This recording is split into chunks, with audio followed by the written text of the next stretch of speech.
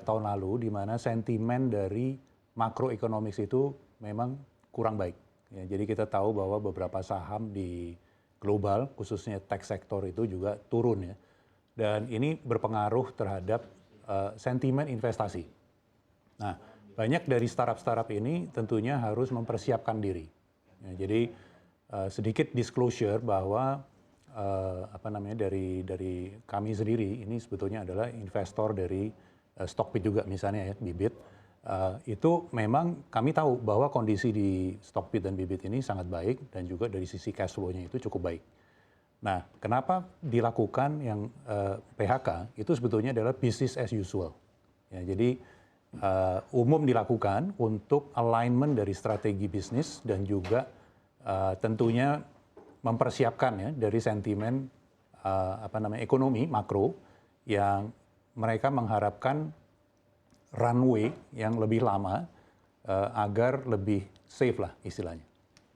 Baik, artinya untuk menghadapi sentimen ekonomi makro ini adalah hal yang biasa begitu ya untuk melakukan PHK sebagai upaya dari penyehatan dari perusahaan dan juga ini sebetulnya business as usual ya, Pak Edward. Tapi kalau Pak Edward sendiri melihat sebetulnya untuk usaha atau bisnis fintech di tanah air nih seperti apa sih Pak untuk saat ini? Apakah sebetulnya masih akan tetap cukup menarik seperti tadi saya sudah sampaikan bahwa ini kan sebetulnya era suku bunga tinggi nampaknya masih akan terus berjalan ya. Ini tentunya akan berdampak juga kepada pendanaan. Pak Edward sendiri melihatnya seperti apa? Kalau kita generalisasi dari fintech sendiri sebetulnya ada yang bagus, ada yang memang kurang baik. Ya, tergantung dari bisnis model masing-masing. Sebagai contoh ada fintech yang sekarang lagi merger misalnya dengan salah satu bank di Indonesia ya. Dan mereka mendapatkan dana dari Middle East yang sebetulnya menunjukkan bahwa prospek dari fintech di Indonesia ini masih sangat bagus. Ya, jadi kami melihatnya lebih case by case ya, bisnis model mana yang memang lagi diinginkan oleh para investor. Baik, jadi kalau kita bicara mengenai mana yang lebih menarik, memang dilihatnya harus case by case ya. Jenis bisnis dari fintech itu sendiri seperti apa modelnya, begitu ya Pak Edward. Baik, saya ingin ke Pak Chandra. Pak Chandra, menurut Anda sendiri kalau dari sisi modal Ventura, sebetulnya untuk industri atau jenis bisnis begitu ya, bergerak di e-commerce, fintech ini untuk saat ini sebetulnya seperti apa? Apakah masih cukup menarik? Tapi jika kita lihat begitu, untuk saat ini kan PHK massal ini masih terus terjadi. Sebetulnya ada fenomena apa, Pak Chandra? Jadi terima kasih Sinta. Jadi seperti tadi yang juga dikatakan oleh Pak Edward ya, kalau mungkin startup yang dibahas ya hari ini sebenarnya startup yang performanya itu bagus ya. Jadi kita harus bedakan dulu startup yang performanya kurang dengan startup yang performanya bagus. Kalau startup yang performanya kurang ya sudah pasti PHK besar-besaran itu ya harus dilakukan ya, sehingga mengkhawatirkan juga. Tapi untuk startup yang performanya bagus, sebenarnya itu lebih dari bagian dari strategi seperti yang disampaikan oleh Pak Edward. Jadi tergantung dari startupnya. Startup itu pastinya kan sekarang ada shifting ya dari apa yang terjadi di tahun 2020 ke 2021 pada waktu suku bunga itu murah, sekarang suku bunga itu naik, ya sekarang itu untuk startup tuntut supaya bisa mencapai revenue dan profitabilitas. Jadi sama seperti perusahaan pada umumnya. Nah, untuk mencapai revenue dan profitabilitas yang baik, makanya perlu diadakan perbaikan atau perubahan strategi. Jadi perubahan strategi itulah yang dilakukan oleh banyak startup pada saat ini, yang dimana sayang sekali apa boleh buat ya, juga akhirnya melibatkan dengan terjadinya PHK. Ya, jadi setelah dari perampingan yang terjadi, saya cukup yakin ya bahwa sebenarnya startup-startupnya itu akan bisa perform lebih baik lagi dan pastinya juga akan bisa justifikasi valuasinya mereka. Sebetulnya untuk di kuartal pertama 2023 ini kondisi ramai-ramai PHK ini apakah akan segera berakhir atau bahkan sebetulnya masih akan terus berlanjut sampai dengan kuartal kedua di 2023, Pak Chandra? Ya, apa boleh buat ya, sebenarnya kalau lihat dari situasinya, kan tadi seperti saya sampaikan bahwa ada dua jenis startup nih sebenarnya. Satu adalah yang performance-nya mungkin baik, yang satunya yang mungkin tidak baik. Yang tidak baik itu akan terus bermasalah pastinya, karena mungkin sudah terjadi dari tahun 2020, dipertahankan sampai 2021, dan mungkin nanti 2022 dan 2023 ya, baru akhirnya kelihatan impact-nya ke market.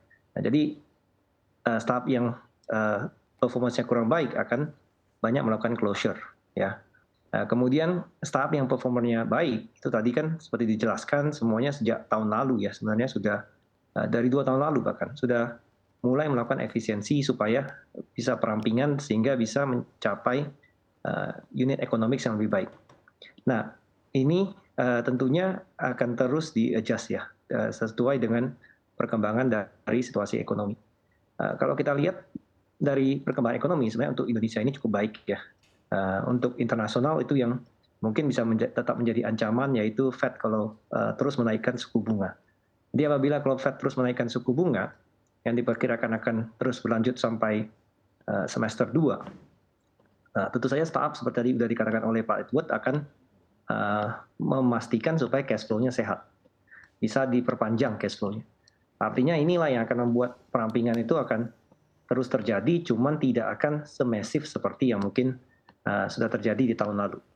Jadi tahun ini mungkin ya perampingan kecil-kecilan akan terjadi ya. Ada startup yang tutup, tapi ya itu sebenarnya startup yang mungkin performanya sudah tidak baik dari lama. Jadi mungkin tidak perlu juga terlalu di-expose ya. Karena sebenarnya kalau di dunianya investasi kita secara venture capital ya itu masih sangat positif, masih sangat agresif melakukan pendanaan. Cuman sekarang sangat targeted dan memastikan yaitu startupnya itu bisa punya unit economics yang baik. Baik, jadi kalau menurut kacamata Anda perampingan kecil-kecilan adalah hal wajar dan proyeksi untuk di tahun 2023 ini kembali lagi mengenai kasus PHK itu tergantung dari performa ya Pak dari startup itu sendiri. Lalu saya ingin ke Pak Edward. Pak Edward tadi kan ada ya informasi mengenai bahwa bibit ini kan sebetulnya kalau secara kondisi keuangan perusahaan boleh dibilang kondisi keuangan perusahaannya sehat begitu Pak. Kalau Anda sendiri dari kacamata modal Ventura, bagaimana melihatnya ketika misalnya perusahaan yang memang artinya kondisi keuangannya baik tapi tetap melakukan PHK, Anda menilainya seperti apa Pak Edward? Penyebabnya sebetulnya seperti ada beberapa tadi yang dijawab juga oleh Pak Chandra terkait dengan runway atau lamanya kita bisa mendanai operasionalnya kita. Nah ini dengan kondisi makro yang terjadi memang ada sentimen kurang baik. Kebanyakan dari startup ini mereka jadi lebih selektif untuk memilih bisnis model mana yang menjadi core, bisnis model mana yang kira-kira mereka harus tinggalkan dahulu sementara dalam kondisi saat ini. Jadi tujuannya satu adalah untuk memperpanjang runway dari startup itu sendiri.